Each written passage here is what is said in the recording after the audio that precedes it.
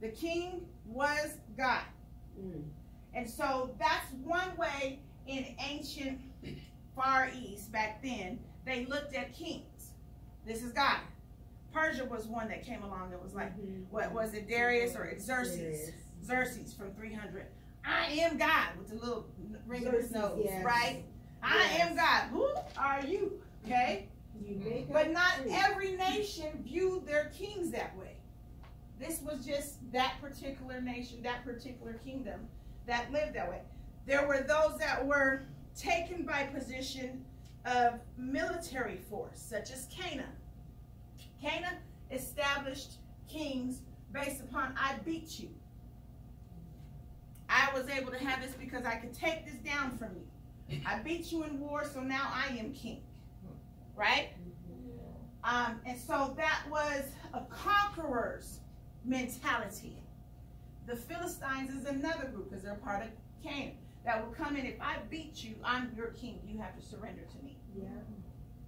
So in the story of David and Goliath, if Goliath beats them, they have to bow down to their king and worship their God and take on their rules and their laws. Right? The third type is by a people or an inheritance of will. Huh? It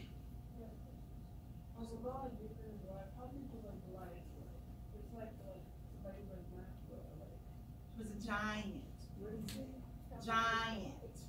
I don't know if it specifies a specific sign, but it says the giant Goliath. So think about, look up Andre the Giant. The giant. Right? So the third type is by inheritance. Israel was of that type. We want a king. Give us a king. So it was inherited and it got to be passed down. You could be that through this. Moab was like that. Ammon was like that. Edom is like that. Notice I'm naming a lot of groups that came out of what? Belief. The Hebrew belief. The Hebrew God. Those that followed the Hebrew God established their kings according to inheritance of the people. Because we know that Edom was what? Esau's people. Yeah. We know Moab was Lot's people. Ammon was Lot's people.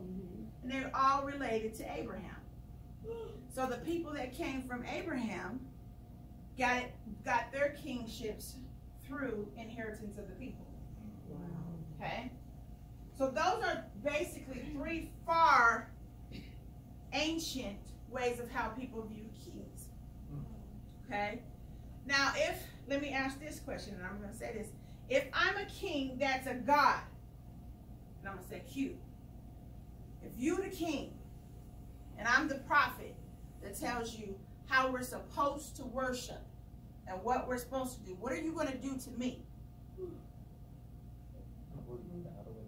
You're going to take me out because I have no right to question you as God. Right? And that's how a lot of people have came into the modern way of thinking when it comes to, and I'm referencing even 300, when people would send messengers on behalf of the king, and you take them out, or you do, they can't listen to them. Well, why? They represent this king, and so now you just challenged him as opposed to actually letting the prophet just, whether or not you listen is between you and the God I'm telling you to do, or the law I'm telling you. So I'm going to go about my way because God is going to deal with me if I don't do it. Aaron. Yeah, that's where that phrase comes from. Don't kill the messenger. I was just about to say that. Because it was literal. Right. But that tells you that when people begin to, in a present day church, when people begin to take offense at the word that you have to say, they are taking their position as a little God and saying, who are you to challenge my relationship, what I think, what I that, as opposed to just hearing you out and saying, hate speech now. Let me go back to my relationship with God and figure out what's being said. It's called hate speech. Right? And so those are the different three from the far ways in regards to that. Now, the function of the king, okay, the king did have different functions. We talked about one. Saul was known as what? Military leader. So the king was supposed to be the military leader. That means he led you to war. He decided when we went to war, and so forth and so forth, right? Strategy came from him. He chose who would be on the front line. Everything in regards to that. Okay? Second, they functioned as a judge. They were the ones to say, you keep your life, you don't keep your life, you keep your property, you don't keep your property, you just need to be killed because you don't. They were the judge. Okay? They were the priest. They established who to worship and who to not worship. Who to how to do this in. That was one of the ways I look at it in exile. Nebuchadnezzar was king. You're going to bow down to me. He was establishing himself as a priest. And when you challenged him, you would challenge that he's the deity, right? So why would that be important? Because when God defeats the enemy, his enemy, remember his people's enemy, by miracles, by the little things he did, he established, I'm the God. You bow down to me. And so that's how some foreign kings came into relationship to say, this God of Israel, we can't do battle with. Run. We can't do battle with this God of Israel. They got something we got that we don't got, which is this God who they don't even have to leave the place of where they live, and their God will send stuff by the door and kill every firstborn son. We're not going to mess with that God. We're not doing that. Cute. So, I think I've learned this in school yet, but we have an answer on this one. So, basically, without no bloodline for kings, without being challenged, who was next for the throne? That was based upon the people's code. So That was based upon their code in the sense of if the law of the land is established that it has to be a descendant or a familiar bloodline, and that particular king did not have a child, then that king could say, my cousin, my nephew. They do it all the time right now over in England. That's how you get the Princess Windsor, all of that, okay? It's through a bloodline. Both can be all the way traced back. The king can also decide, based upon the law they have of the land, okay? I'm going to have my person represent me. I'm going to choose this person. The other way is the people can vote. We want that person as king. So there's multiple ways about that. But the Israelites, they're in establishing their kingdom when it came to David. And God said, I will always keep one on the throne. God decided how their monarchy was going to finish. That's why it was established. The fight became, and we'll see that in the first chapter in 1 Kings, is, was it to be Solomon or was it to be the other son? And it was important of why that was to be the case. And so when you had more than the one son, it was the inner family dynamics. Now, I want to be king. I want to be. So you had sons fighting each other. Not necessarily outside people, but sons fighting each other for position of being king. And even then it was a higher. Even then in the family. Right, it's the firstborn. Yeah. But if the younger one gets it in his little spirit, I'm going to take you out and do this and this, and the firstborn dies, there's inner family fighting. And so that's where some of that comes into play, because they're coveting the king title as opposed to what's being done. Okay? So to finish the monarchy, Solomon, who was the third king for Israel. Remember, at this time, they were going by Israel. It was simply Israel. There had been no division. Okay? So, remember, David established what the king did. David judged. David was the priest. David was a military leader. We will find all of those functions in the book of 1 Kings. you're going to see them operate in those particular functions as we read through 1 Kings, okay? Now, the other thing we begin to see when we go into the book of 1 Kings, like I said, the first chapter is Solomon taking the throne, okay? Once Solomon takes the throne, God's word is fulfilled. Yes. In regards to now, it's not completed. It's fulfilled in the sense of that he has someone from his bloodline on the throne.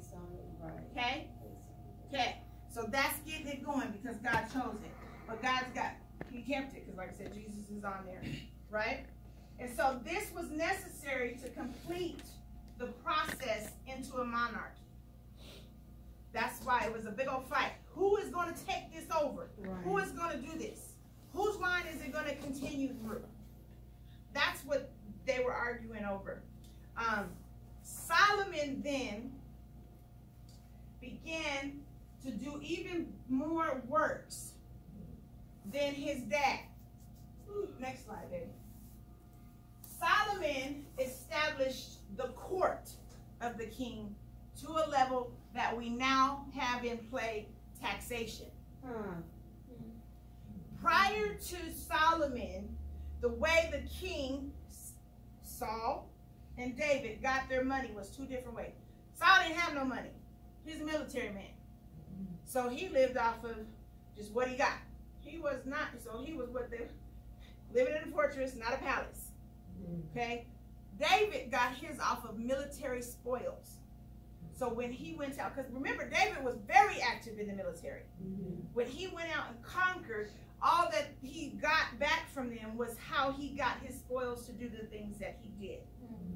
But when Solomon came, and we read in chapter 3, he requested wisdom. I think it's chapter 3. One of the things he got in wisdom was establishing and understanding a court. So there's many different people involved in the king's court. Okay? Well, one of the first things that the king has to have is what? A bodyguard. It's called, and David had one too, armor bearer. And you will hear that term. Did I say no? I didn't spell it right. You will hear that term in the church a lot. Let me be your armor bearer. I want to be your armor bearer. Well, why are you guarding me? What weapons are you guarding? Are you seeing that something that I'm not seeing in me? Because God ain't told me that I'm the king. But that's where it comes into play. The armor bearer is the bodyguard. Okay? The next one you see is, well, if I'm a king and they establish a nation, what do they have to have? They have to have a general of army. Right? You have to have an army. So I need somebody telling me what to do, how to fight this, whatever. It can be general or captain. But somebody's got to be advising me, military-wise, the best strategy. And so when these positions begin to get broken up, these people, all they have to do is this. They're not farmers. They're not shepherds. They're not people who live in these. Their function is they live in my palace, and they talk to me about this. So they're supposed to know what's going on in other countries, what's going on, other things to do this, right? The next one is a recorder. Okay. The kings have a recorder. Why is that important? Because they are recording the life and the reign of that particular king. Okay? So, one of the things that you'll know is that you have a 1st and 2nd Samuels in the Bible. Samuel. 1st and 2nd Kings in the Bible. 1st and 2nd Chronicles in the Bible. Well, when that was originally written, it was all one book. So it was just Samuel. It was just Kings. It was just Chronicles. And each one serves a different purpose. Samuel was about who? Samuel. And what he did as the prophet and bringing David in. And so David was a big part of Samuel's life. Saul was a big part. So those two are primarily in the book of 1st and 2nd Samuel. Okay? Then Kings focuses on Kings. kings. So it talks about all the kings that came from Solomon till when they went into exile and captivity. Okay? Chronicles is a post-exile book that talks about the return back. So Chronicles focuses and we read this in Nehemiah, where do they return back to?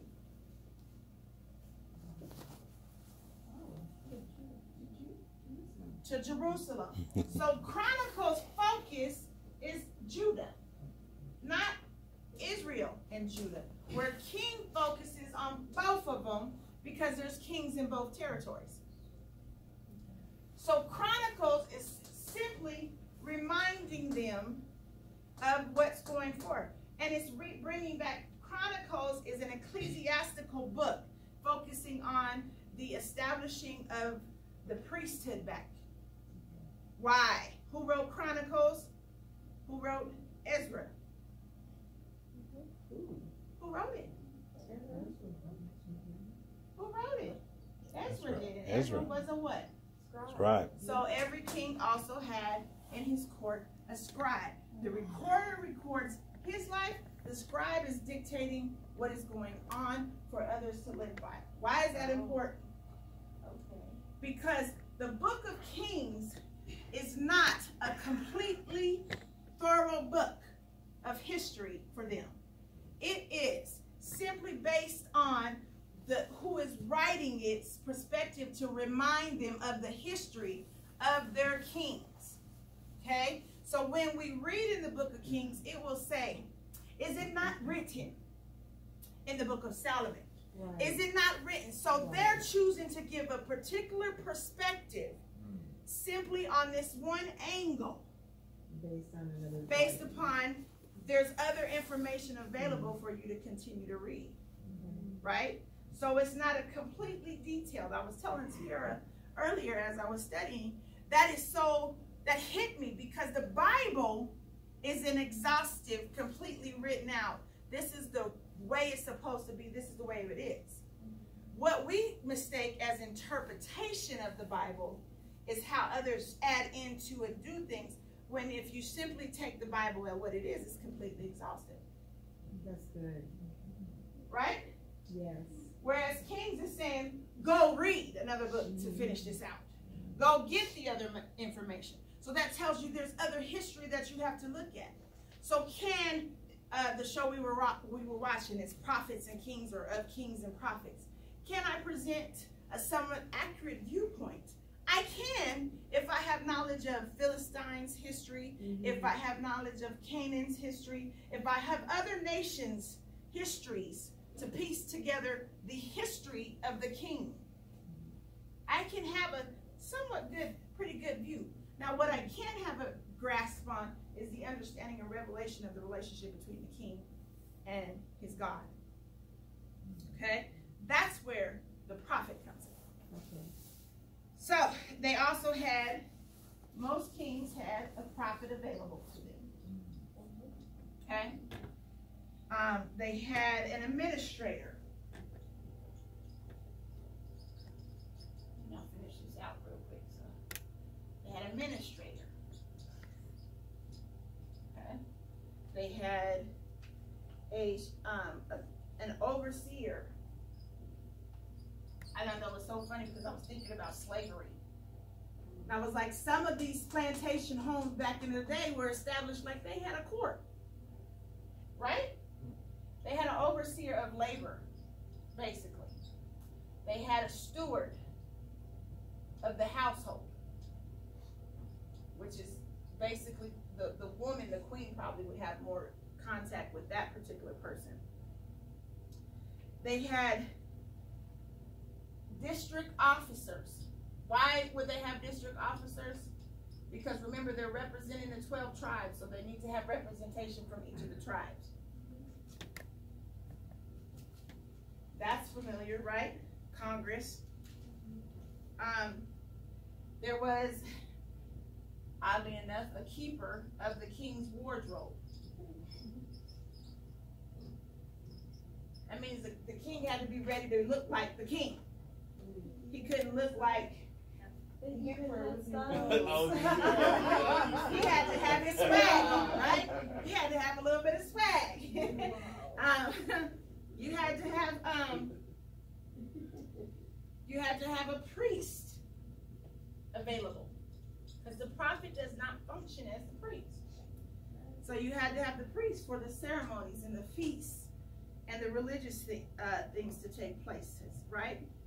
The other thing he had was what some would say is a friend or an advisor or a counselor, someone that is like for him. Okay, then there was someone in charge of the royal farms. Okay, they had to eat, they had to look good.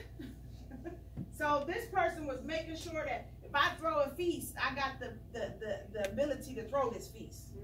You're managing my estate, because the king had more than one place that he stayed. He had more than one person, sometimes multiple different wives. This is different than just the household. This is pertaining to my kids. This is pertaining to my palace. Does it make sense? That was the gist of, like I said, the court. And Solomon put this in place with the taxation that he took place. As opposed to David. David got a lot of tributes. They would bring tribute to David. Any questions on that part? What was wrong with friend? Friend, advisor, counselor. How you want to look at it like that? Tierra, did you have a question? Yeah. Mm-hmm. So were they always distinct? Because I noticed when I was looking at like a study of the word prophet, that occasionally the word prophet was used synonymously with advisor. So was that more like a function of the prophet at that time, or did it, or Who like, does the prophet represent? oh, God? So, But so would that be a friend to the king or an advisor to the king if he's representing God? He can operate in a friendly manner, but his job, the prophet's job, or her, back then it was him, was to represent God, not the king. So there would be times that this person would have to say some things that you didn't like. Hello, Nathan, to David. There was times that, hello, Samuel, to Saul, that they didn't like. So I think she's saying Nathan was a prophet.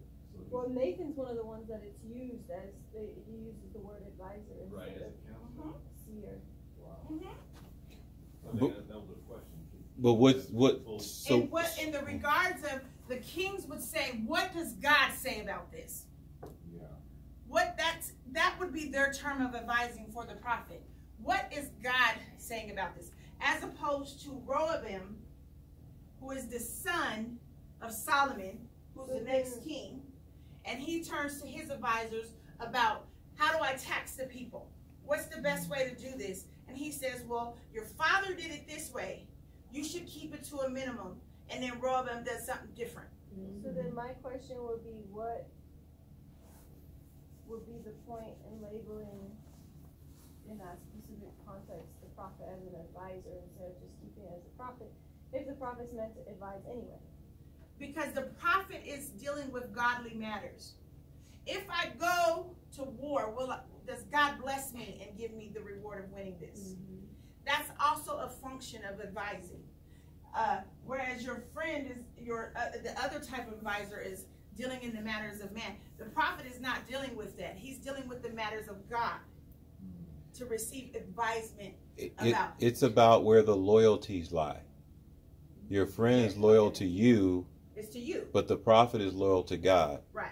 And so when the prophet gives counsel or advice, he's giving it on behalf of God. When your friend gives counsel and advice, they're focusing on you. So when it uses the different word, is it making that distinction? For his prophet? Yeah, so if instead of using like the Hebrew word, we translate it as all prophet. But if it specifically uses the Hebrew word for advisor instead of prophet, is that what it's trying to say? Is that Yes. their loyalty Yes. at that moment were to the king and not to God? No, Right. to God, No, and not the king. The prophet term will always say prophet, Nabi, Rohi, chosen. That's from God. That means he has to deal with God. Whereas the term, and you're saying it correctly, Hebrew, in the term, if it's just friend, will be the man's term of friend, not God. Another distinction that you'll find in the book of Kings is they'll call him the man of God.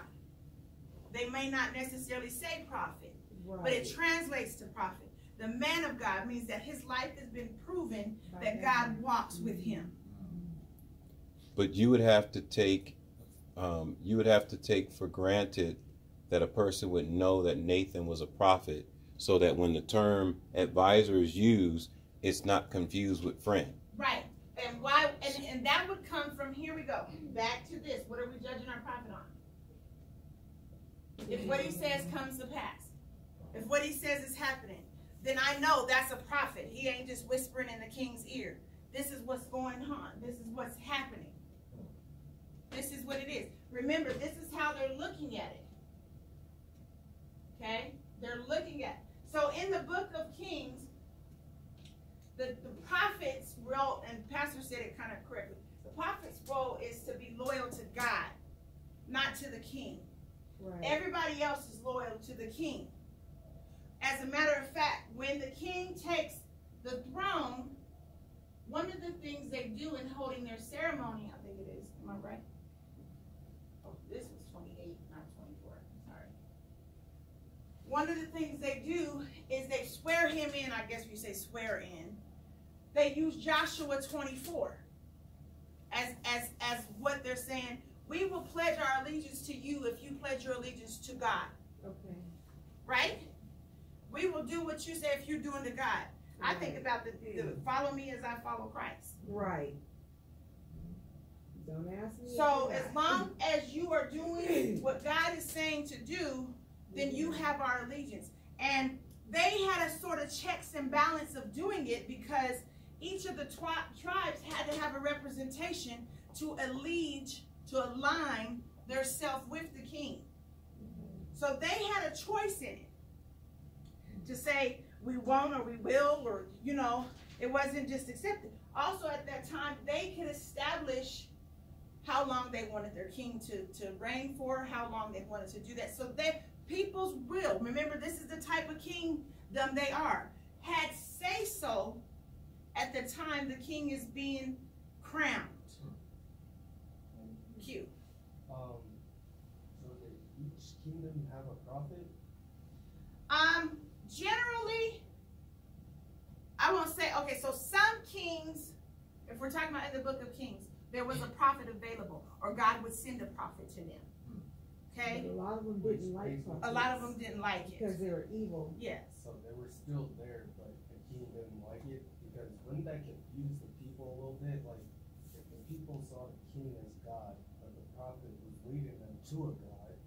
But they didn't. See, remember, the type of people that Israel was, is they were not supposed to confuse the king as God.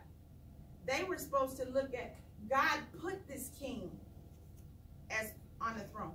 But what happened, and this is the difference between the good and the evil, is that particular king would confuse himself, which would lead people. He would lead people astray. So when he began to think, I'm God, and he began to say, now worship this idol I've put here. Now go by this and do this and that. He put himself in position of God. And God would send a prophet to him and say, that is not the way it's supposed to be. Okay, so yeah, it can be very confusing. And I think also, not just that it's very confusing, but very intimidating. Because when you had kings who were deciding not to follow God's way and God's rule, and they wanted you to worship them and that type of thing, there would be almost a threat against your life if you didn't worship that king. So it's not just all confusion as much as there was a lot of fear behind it too. These kings were treacherous. But here's the thing. Here's the thing. When a prophet, the one thing they would recognize is when a prophet would come and speak to them, it put fear in them because they all recognized the power of God. Yes. So they didn't want to hear the negative stuff. Oh, you know what? God's going to take your life next year. because you disobeyed him. Would you want to hear that? Because you did this, which is the opposite of what he told you to do, you won't live past 18. Wow. That's rough. Yeah. No, but because you didn't do this, you know, but we take things like that. Yeah. We take things. Well, because when I was 10 and this happened to me and I did this and this, that's why I can't do this. That's why I can't have kids. That's why I can't ever be successful in doing what I'm doing. When did you become God? Right. When did you? Now, instead of repenting, okay, which is a big thing in the book of Kings that you have to understand that a lot of the Israelite kings did not do is repent.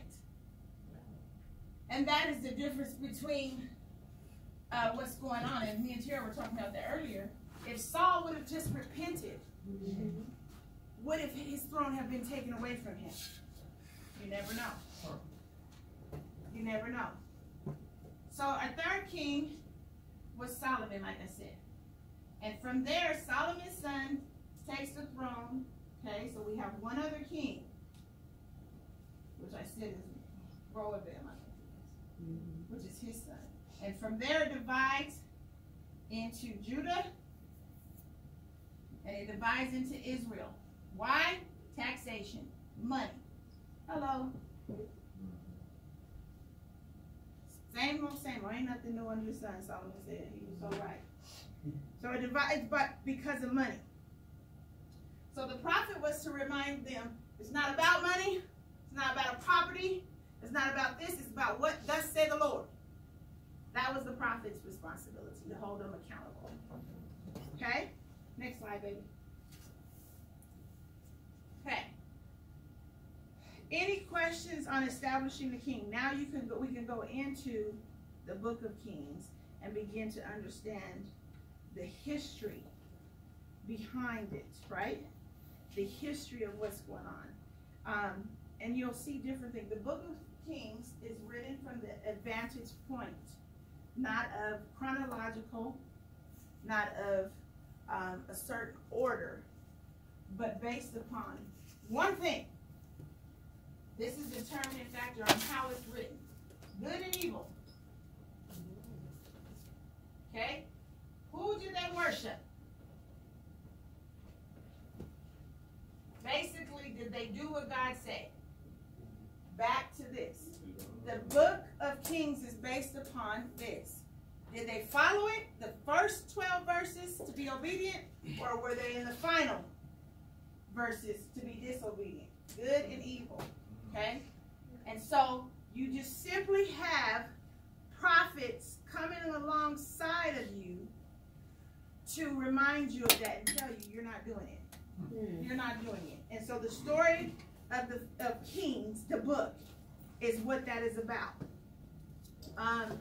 The most, and how do we know this? Because there's certain kings that only get 2 verses in the book of Kings. Why even mention them? Because they were a king. Okay? And there's certain. How long did kings that they were? How long did they last? How long did they live? There's various times and terms. Some are shorter because you're evil and check it out. Some are a little longer. There's even an occasion, if you look on the sheet where you see Attila, she was a mom of a king. And she decided to take the rule herself instead of training her son. So it was a ferocious fight for the crown. Like they was. If you were evil, here's the thing, and here's the basis of it. If you were evil in Israel, okay, it was a fight. If I could beat you out, if I could rise up and get enough following behind me and take you out, then we're fighting over that. Judah, it stuck to the line. Stuck to the line. And so they didn't do away with their king in regards to that. It was God that did away with it. God that brought the prophet to say, this is going to happen to you. Ahab, this is going to be taken. This is what you go. Why? Ahab, this is what's going down. Okay? Manasseh was the most notoriously evil. And he was the son of Hezekiah, who was a king of Judah, who was of the line of David. And his whole reign was to go back and undo the good that his dad did. What do you do? Who? What did he do? He actually killed his son. Oh. In a sacrifice to a false god in the temple. There was a lot of things that he did because he wanted to take back and make them lead some other way. One of the biggest things that the kings did that was evil is they worshiped the wrong God. So they would establish the wrong type of worship. They would tear down gods where he would worship. They would establish other areas to worship. In Israel, they would float. When they would fight, they would raise up against you. They'd go establish another city and say, we're going to worship over here instead. In Jerusalem, they could never take that from Jerusalem. And so that is what the book of Kings is about. And so what you'll find mentioned is kings with the prophet that comes to the king to say what God is saying to him about what he's doing. Next slide, baby. So those papers, you keep going, that I gave you are to go over those things. So as you're studying, you can reference it. So this particular one, this is the time frame, right? This is the prophet. So these are the names of the prophet that are talking to these kings. Okay? These are kings of Judah. Okay? And so they're these are Israel, this is Judah. Okay? So on here, like I said, who came after Solomon? Rehoboam, his son. And so you kind of see it going down here. Again, I was just talking about Hezekiah, his son Manasseh. Woof. Okay? You see those different things.